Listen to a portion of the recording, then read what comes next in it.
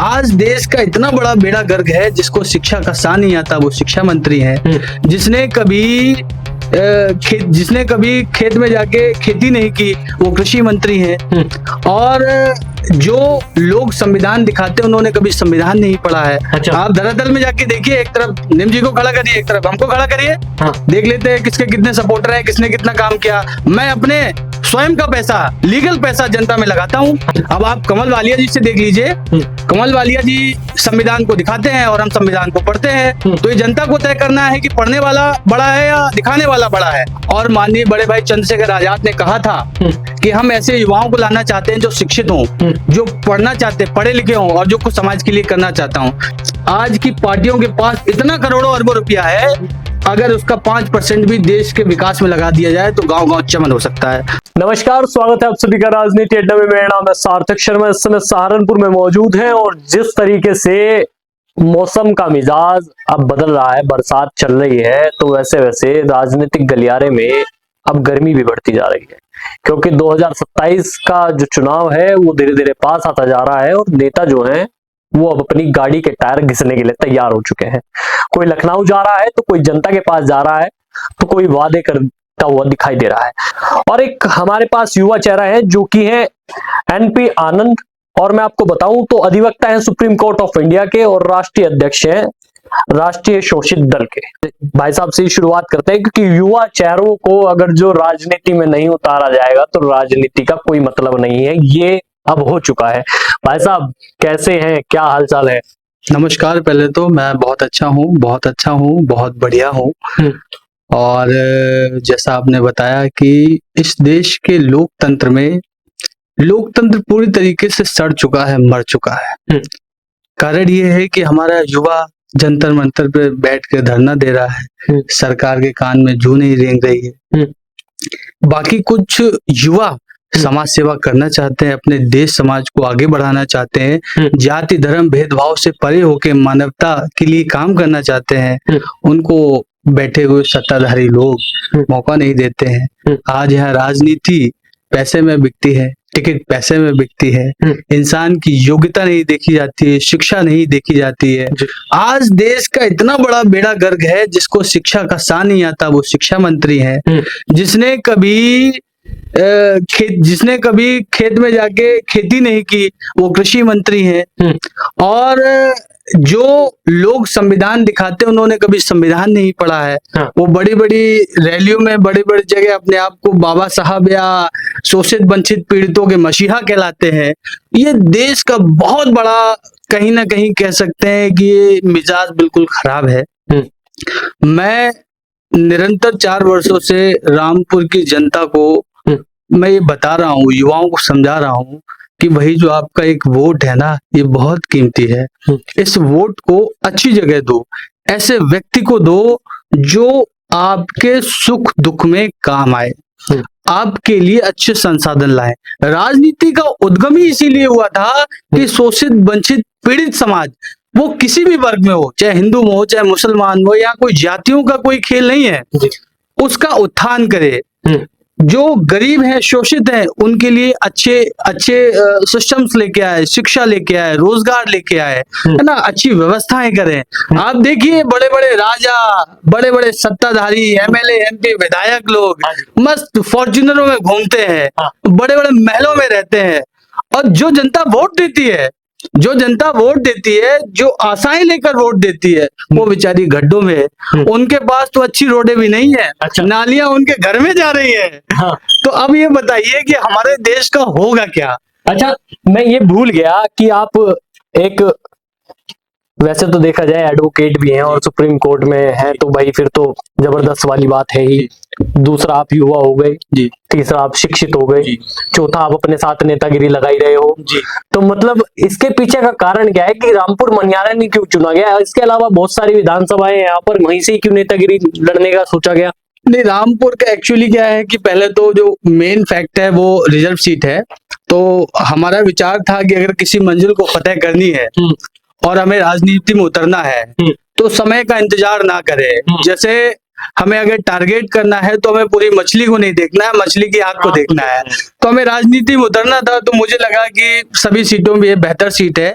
या रामपुर को मतलब कह सकते हैं यहाँ कोई बहुत अच्छा नेता नहीं मिला कभी भी। जितने नेता मिले वो सब लूटने वाले नेता मिले और जनता को लूटा है हमेशा।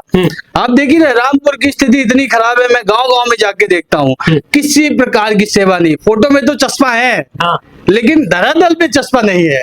आदमी परेशान है, उसको नहीं देखा जाता। अच्छा, तो ये हमारे यहाँ की राजनीति है भाई साहब। देवेंद्र साहब हैं वहाँ के, देवेंद्र नीम साहब, आपने देखा होगा। उनका कहना यह है कि हम हमेशा विकास करते हैं, विकास की राह पर चलते हैं। हमने कभी भी किसी भी व्यक्ति को, शोषित वंचित हो, पीड़ित हो, कोई भी हो, हमने आज तक कभी भी उसको बरगलाने का या धमकाने का काम नहीं किया।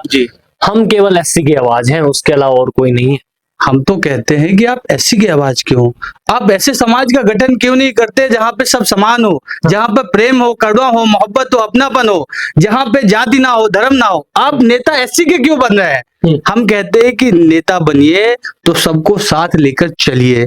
और विकास की बात है, मुझे तो लगता है उन्होंने सिर्फ अपना ही विकास किया है। बढ़िया फॉर्च्यूनर गाड़ियों से घूमते हैं, गनर भी तान रखा है और चल रहा है काम। अच्छा, आप धरातल में जाके देखिए, एक तरफ निम जी को खड़ा करिए, एक तरफ हमको खड़ा करिए, देख लेते हैं किसके कितने सपोर्टर हैं, किसने कितना काम किया। मैं अपने स्वयं का पैसा, लीगल पैसा जनता में लगाता हूँ, जनता में लगाता हूँ, और जहां से जैसी डिमांड आ जाती है, जैसी संभव मदद हो सकता है वो मदद करने की कोशिश करता हूँ। देवेंद्र निम के पास, भाई साहब के पास इतना बड़ा तंत्र है। रही बात पार्टियों की, आज की पार्टियों के पास इतना करोड़ों अरबों रुपया है, अगर उसका 5% भी देश के विकास में लगा दिया जाए तो गांव-गांव चमन हो सकता है। लेकिन कहाँ, जो जनता नेताओं को वोट देती है, उसी जनता से नेता सुरक्षा लेके घूमते हैं। क्या जी भैया, वो तो खुद ही शोषित पीड़ित वंचित है। अरे वो क्या मारेंगे आपको? गरीबी इतनी ज्यादा है, भुखमरी इतना ज्यादा है, वो खुद ही मरे हुए हैं। तो एक वक्ता थे, हमें याद आ रहा है, उस वक्ता ने कहा था कि हमारे देश का नेता क्या करता है, हमारे देश का नेता हमेशा आपको हिंदू मुस्लिम जाति धर्म में लड़ा के रखेगा, कभी शिक्षा की बात नहीं करेगा, कभी भी रोजगार की बात नहीं करेगा। क्यों नहीं करेगा? क्यों? इसलिए नहीं करेगा कि अगर वो सब शिक्षित हो जाएंगे, पढ़ लिख जाएंगे, समझदार हो जाएंगे, तो इनका झंडा कौन उठाएगा, डंडा कौन उठाएगा? भाई इनका कहना है नेताओं का कि अगर तुम सब पढ़ लिख जाओ तो मूंगफली कौन बेचेगा? तो ये यहाँ की तार्किक सत्यता है। और उसी पे हमारा ये लोकतंत्र, ये कंट्रोवर्सी चल रहा है। जब तक युवा आगे नहीं आएंगे, पढ़े लिखे शिक्षित लोग आगे नहीं आएंगे, तब तक देश का भला नहीं होगा। अच्छा, मैं जैसे आपके पास बैठा हूं तो मैंने पीछे भीमराव अंबेडकर जी की तस्वीर देखी है। आप अगर जो रामपुर की बात कर रहे हैं तो वहां पर कमल वालिया जी हैं, जो कि क्या कहते हैं, आपके ही चंद्रशेखर भाई हैं, आपके भाई होंगे वो भी, क्योंकि वो कहते हैं संविधान की हम हमेशा आवाज उठाते हैं। तो कमल वालिया जी वहां से उन्होंने अपना चेहरा बना रखा है उनको अपनी पार्टी के द्वारा। तो कैसे देखते हैं कि चंद्रशेखर जी का अब की बार 7 विधानसभा पर कह रहे हैं बहुत ज्यादा प्रभाव पड़ेगा, तो आपको तो फिर वहां पे भी दिक्कत होगी? नहीं सर, देखिए मेरी किसी से दुश्मनी नहीं है और दिक्कत भी नहीं है। मैं बाबा साहब के सिद्धांतों पे, माननीय काशीराम के सिद्धांतों पे चलने वाला व्यक्ति हूँ। मैं संविधान को पढ़ता हूँ, संविधान को दिखाता नहीं हूँ। और माननीय बड़े भाई चंद्रशेखर आजाद ने कहा था कि हम ऐसे युवाओं को लाना चाहते हैं जो शिक्षित हों, जो पढ़ना चाहते, पढ़े लिखे हों और जो कुछ समाज के लिए करना चाहता हूं। लेकिन मेरे अंदर उनके लिए भी एक बहुत बड़ी खटाश है कि वो अच्छे लोगों को नहीं देखते, पढ़े लिखे युवाओं को नहीं देखते। हमने भी बहुत प्रयास किया। अब आप कमल वालिया जी से देख लीजिए, कमल वालिया जी संविधान को दिखाते हैं और हम संविधान को पढ़ते हैं। तो ये जनता को तय करना है कि पढ़ने वाला बड़ा है या दिखाने वाला बड़ा है। मतलब एक ऐसा व्यक्ति है जो मेंटल, मॉरल, फिजिकल के रूप से हर एक समुदाय को एक बनाने की कोशिश कर रहा है, और एक आदमी जो कि कंट्रोवर्सी में जाति धर्म के नाम पे हमारे ऐसी समाज को जो है ना एक दूसरे में लड़ाने का काम कर रहा है। तो मतलब आप क्या कोई पार्टी लेकर उतरेंगे या फिर आप सोच रहे हैं कि निर्दलीय अब की बार ताल ठोक दी जाए?